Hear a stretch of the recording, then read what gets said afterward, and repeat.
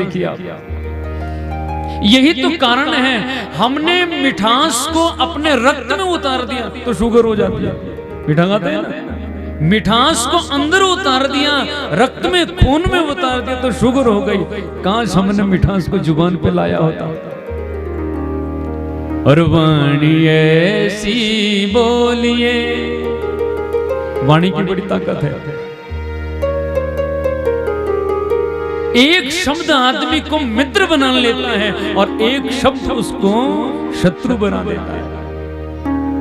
इसलिए वाणी ऐसी बोलिए जो मन का आपा खोए,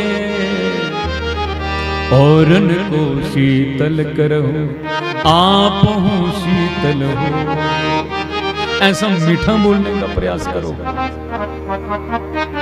यदि तुम्हारे अंदर तुम्हारी जुबान में मिठास है तो तुम पलकों में, तुम चुटकियों में किसी को भी अपना बना सकते हो।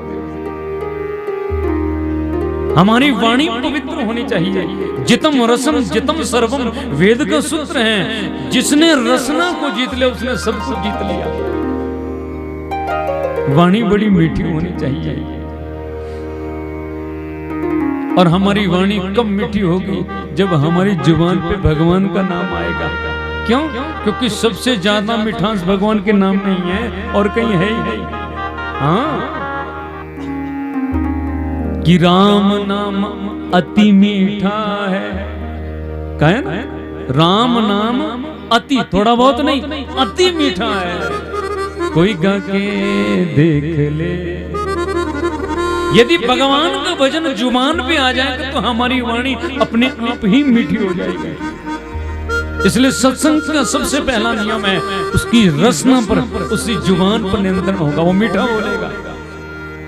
ये सत्संगी का नियम है। हम भी यदि कथा सुन रहे हैं, 4 घंटे कथा सुनी और घर में जाकर हद तेरी दूध तेरी ये हो, तो क्या कथा सुनी आपने? मैं तो हर बार, पिछली बार भी कहा था, कथा सुन करके यदि जीवन में परिवर्तन नहीं आया तो 4 घंटे आपने अपने सिर्फ शरीर को थकाया है। हमने कथा सुनी, हमारे जीवन में परिवर्तन आना चाहिए। दूसरे को हमें देख करके, समझ करके ही पता लगना चाहिए कि नहीं ये सत्संगी है, इन्होंने कथा सुनी है। प्रेम से बोलो जय माता दी। और मुझे बड़ी प्रसन्नता होती है ये बोल करके,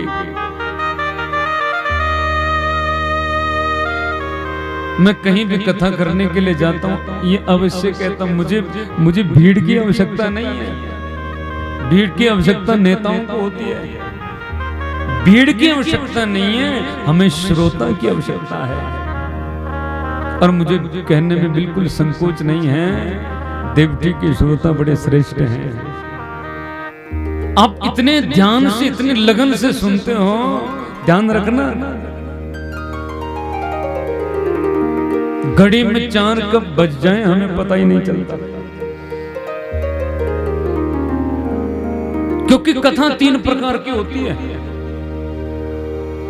कि कथा है 3 प्रकार की, छोटी बड़ी मझोल, और जैसे श्रोता देखिए वैसी दीजिए वो। जैसे श्रोता, कथा वक्ता नहीं कर सकता, कथा श्रोता बुलवाते हैं।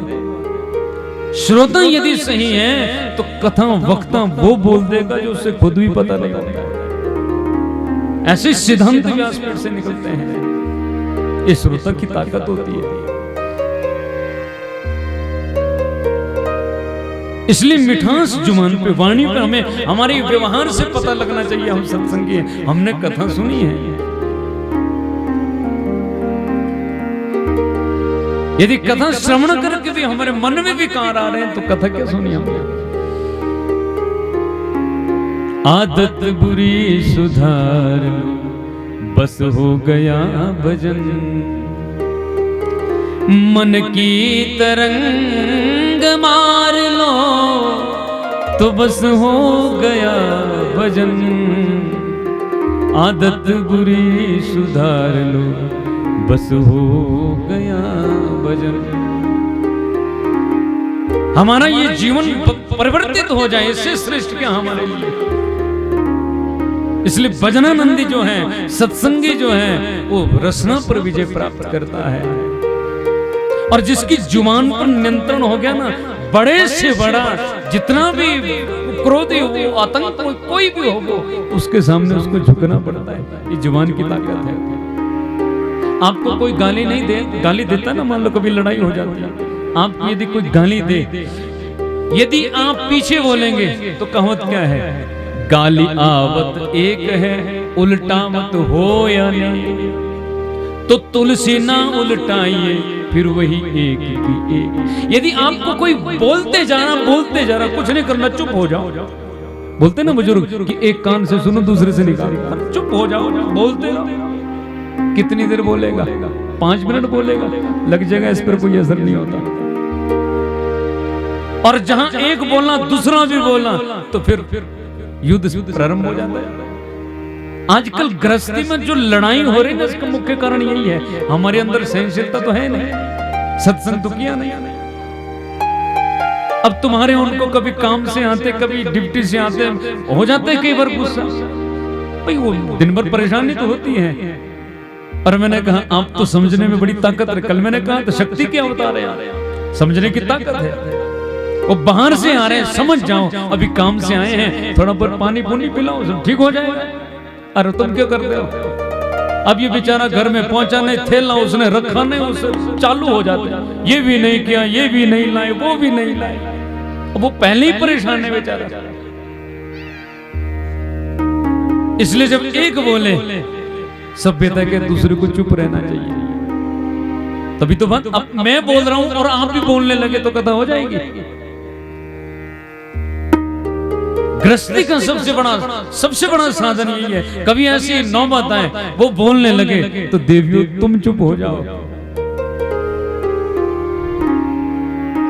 और तुम फिर ये बोलोगे जो हम बोलने लगे, फिर इनको चुप होना पड़ेगा।